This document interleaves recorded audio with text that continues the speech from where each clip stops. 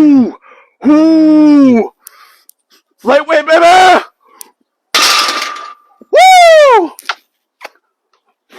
Who doesn't like having muscles? I didn't start benching at the Y in my teens to stave off osteoporosis.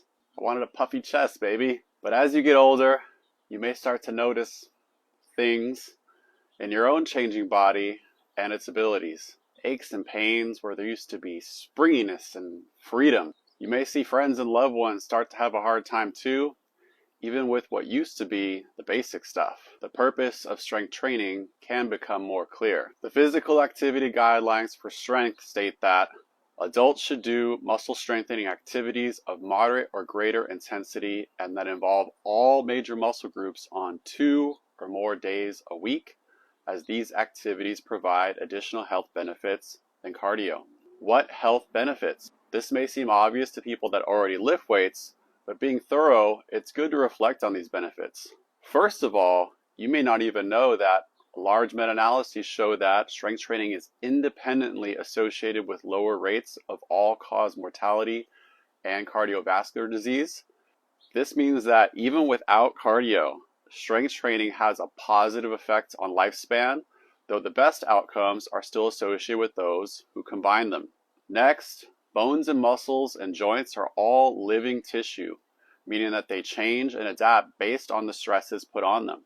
Studies show that frequent decline in bone density that happens naturally during the aging process can be slowed with regular physical activity.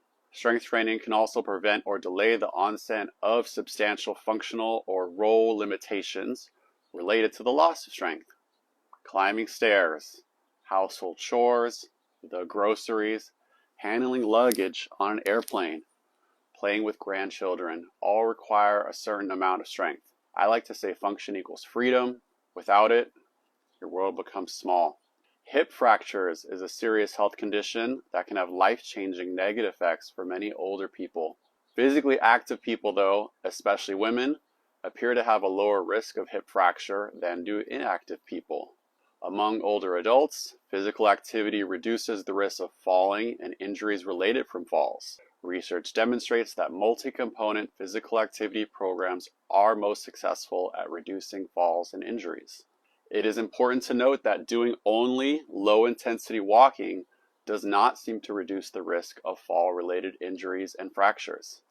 Progressive muscle strengthening activities preserve or increase muscle mass, strength, and power. Greater amounts through higher frequency, heavier weights, or more resistance improve muscle function to a greater degree. I'll go over the details of that in the next video. Zooming out for a moment, only about 23% of US adults self-report meeting this part of the guidelines, only 16% for adults aged 65 to 74, which is unfortunate. In the next video, I'll go over how to strength train the trauma-informed way that aligns with the research, so we can hopefully shift the tide on some of these statistics.